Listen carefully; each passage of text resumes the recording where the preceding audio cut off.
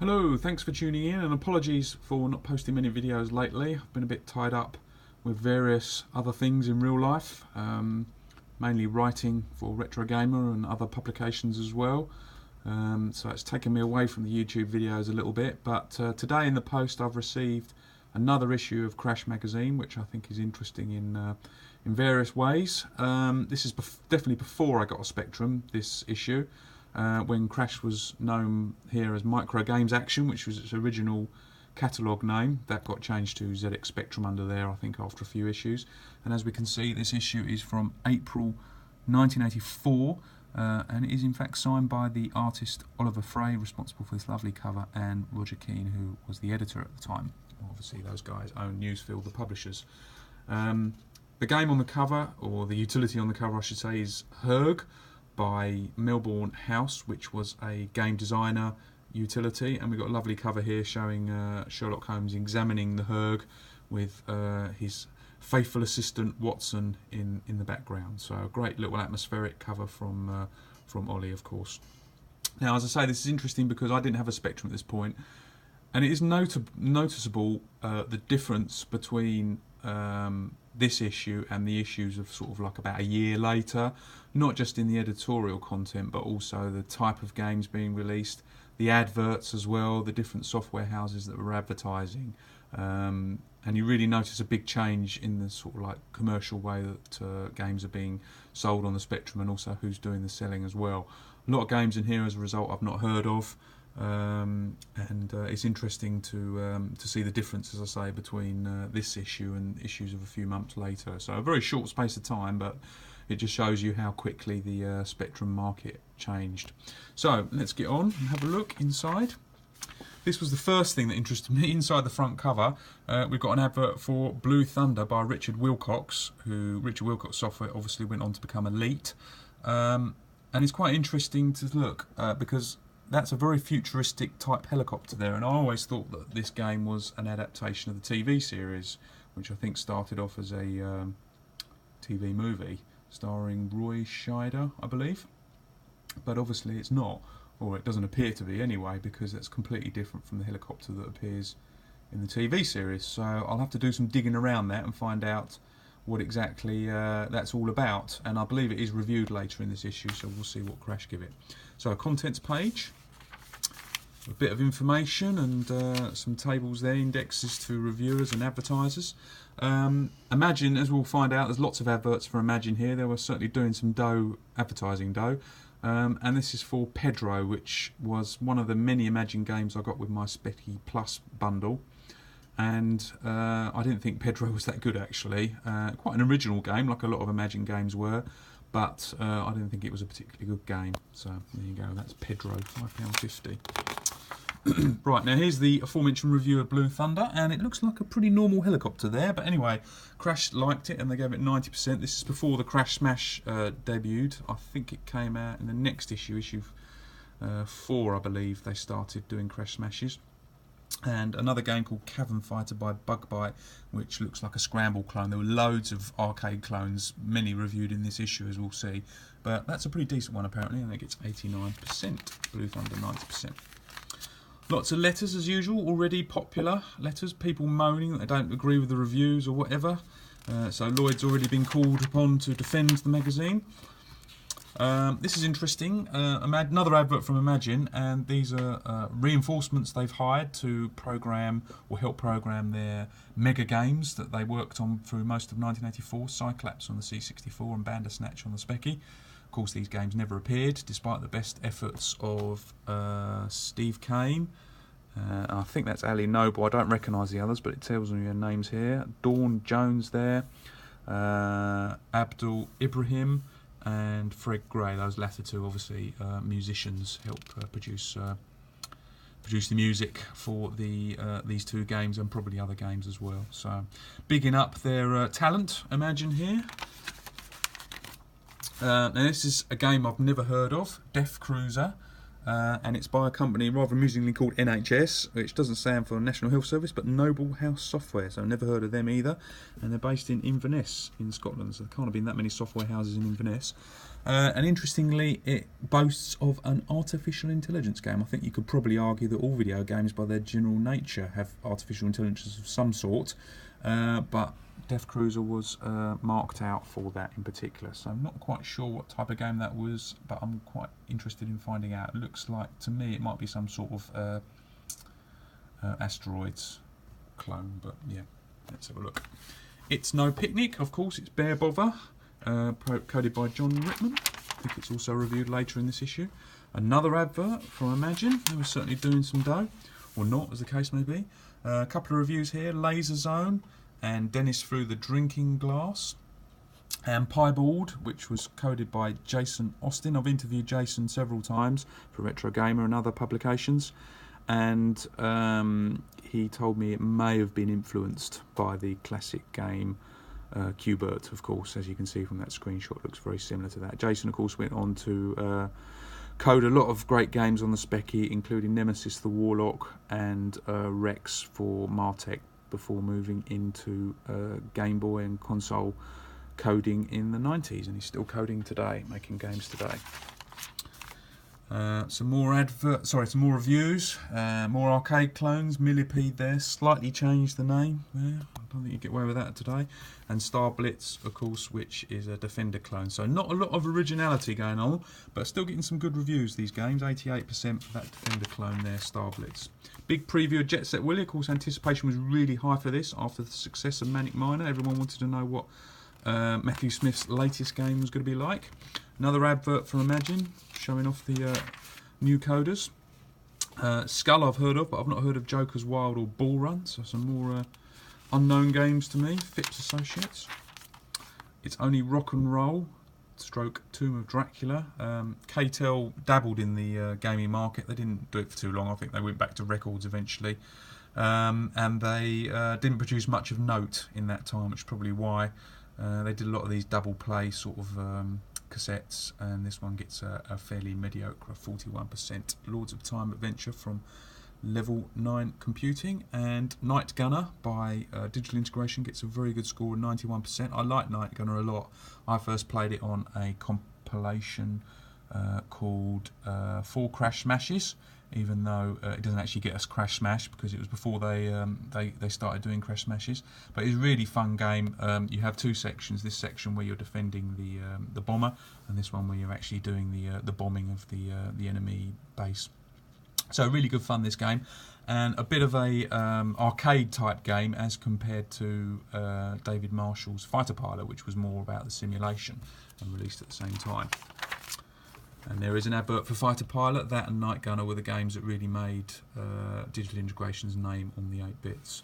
And an advert for Zaxxan, the Ultimate Challenge. Can't think what arcade game that's ripping off. Sinclair talks to Crash, which is a little bit disingenuous because it's not actually Clive Sinclair, it's Alison Maguire, who is their software manager. So, interesting interview with her.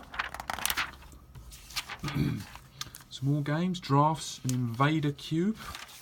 More software houses I haven't heard of. This is another famous programmer behind this one. Excuse me. Urban Upstart, which is an early game from Pete Cook, who of course went on to code Tau Ceti and Academy and Earthlight and Micronaut 1. So great, technically brilliant games for the Spectrum, and also very, very enjoyable games as well. I love all of those games by Pete Cook, and he's a lovely guy as well. I've had the pleasure of interviewing Pete for Retro Gamer. And Urban Upstart rather harshly gets 64% because I found it a really fun adventure game and quite amusing as well. A lot of Pete's sense of humour came through on in that game. That gets 64%. He kind of gave up on adventures after that. Omatron by Software Projects gets 80%, so quite a good game there. That looks like a bit of a Battlezone clone going on there. It looks quite good graphically. And Arcturus by Visions, which gets a little less, 57%. Advert for Jet Set Willy, some Micro Mega games, mainly by Mervyn Escort. News updates, lots of news. Derek Brewster there. Take Aim Fire, which is a feature on arcade games, of which of course there were plenty back then. Trash Man by New Generation, big double page spread. Some more reviews. Caveman by CRL. Yeah, I love CRL, but they did some appalling games, and I think 28% is about right. Value for money, 10%. Yeah, it wasn't a good game, Caveman. Force Fighter, Dinky Digger, and Bimbo. Bimbo, what's that about? Producer is Joe the Lion, author is Jonathan Easter. It's written in machine code apparently. So Bimbo, what are you going to do? What does it get? 70%, so not a bad game, Bimbo. Might have to check that one out. No. Here is the feature on Herg, which you saw from the cover, which was this game designer software by Melbourne House. No idea how successful that was, or many people produced games with it, but it was quite a big seller back in the day, I seem to remember. Now the Living Guide, because Crash started a bit later in the Spectrum's life, basically the spec had been out for a year and a half already, they did this quite a lot, and basically it was like a roundup of games that had already been released. So lots and lots of reviews, I'll skip past all this, of previously released specky games, giving you a guide to actually what was out there, calling it the Living Guide. So it must have taken a while to put all this together. So that's that, and then on to the reviews proper again, and you've got The Snowman by Quicksilver, Confrontation by MC Lothlorien, which was obviously a strategy game which they were quite famous for, and R.T. Smith, he did a lot of strategy games on the Specky. Lots more reviews. Fred, probably one of Quicksilver's biggest early games, and that gets 83%, so a good score for Fred, nice little platform on that. ANF. Checkered Flag, the famous Checkered Flag, it's 71%. I thought it had actually been out already, but it gets a review here in Crash of April 1984, and it gets 71%. The mainstay of Spectrum bundles. Whenever you buy one, it's always guaranteed to have a Checkered Flag in it. Killer Knight by Phipps Associates. They produced a few games in the early days, as did R&R Software and Chopper X1 there. Ever onwards, some utilities. Arcade Apocalypse. So this is a very nicely designed feature by the look of it. A nice bit of artwork there from Ollie, I assume that is, yep. And it is about missile command games. So basically, like most other arcade games, there are loads of clones of missile command games. Matthew Uffindell and Chris Passy have a look at them here. And the ones you've got are Armageddon by Silversoft and Ocean, Missile Defense, Earth Defense, Cruise Attack, Electrostorm and Repulsar from all the different software houses. So which one's the best, do they reckon there? Don't give an overall score, do they? Value for money, addictive qualities. Looks like the Missile Defense looks like to be the best one. It seems to have the highest scores and certainly got the best graphics. So there we go, a list of all the Missile Command clones. Competitions, Android 2, Blade Alley. I quite enjoyed Blade Alley. So obviously a lot of the big software houses are notably absent. You've got here Crystal, who became Design. They released a lot of early games. Halls of the Things was probably their most famous, although yes, there it is, the Halls of the Things. And Ultimate still advertised quite a lot. They'd released a lot of good games, of course. No mention of Jetpack there, but all their other famous games there. Oh no, there's Jetpack on the VIC-20. A Tick Attack had just come out then. So Ultimate. Cyberzone. Here's a review of Bear Bother, as I mentioned, by John Rittman earlier. 90%. So in the new Crash, or the later issues, that would have got a Crash Smash, but here it's just with all the rest of the reviews. 90% for that. And Looney Zoo by Phipps Associates. 85%. So another good game, apparently. Wow. Pengy, which I assume is some sort of Pengo clone. Yes, it looks like it is. And Alien Swarm Stroke Arena, so another double play from Cato, and not a great one again.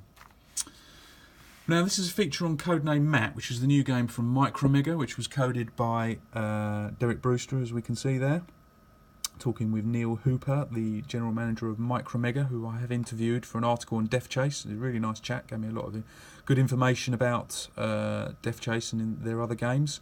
and also I believe an article has appeared in Retro Gamer on Micro Mega.